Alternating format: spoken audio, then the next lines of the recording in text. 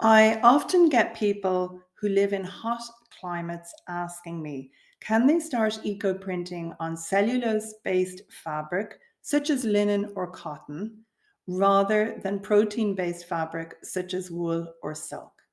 And the reason for this is that they like wearing the cellulose based fabric because of the climatic conditions. So the answer is yes. There is a very simple way of preparing protein based fabric using homemade rust water, and you can achieve excellent prints from the dirty pot. However, it's important to stress that using this way of preparing the fabric leads to limited color from your vegetation.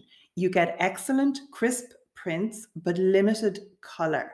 So there are restrictions when you are working without using traditional powdered mordants, but this does not mean that you cannot achieve good color on fabrics such as linen, ramie, hemp, cotton, all sorts of fabrics that come from a plant origin.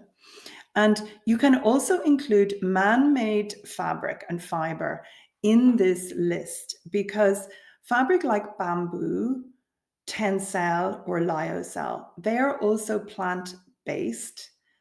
They're in the wet felting world, there are also lovely embellishing fibers made from pineapple.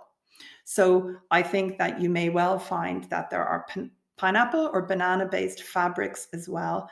They may all be treated in the same way as cellulose. They are not prepared in the same way and harvested in the same way as cotton or linen would be, but for the purpose of eco printing, you can include bamboo, viscose, rayon, tencel, lyocell into that cellulose category, and they should all eco print well in the dirty pot.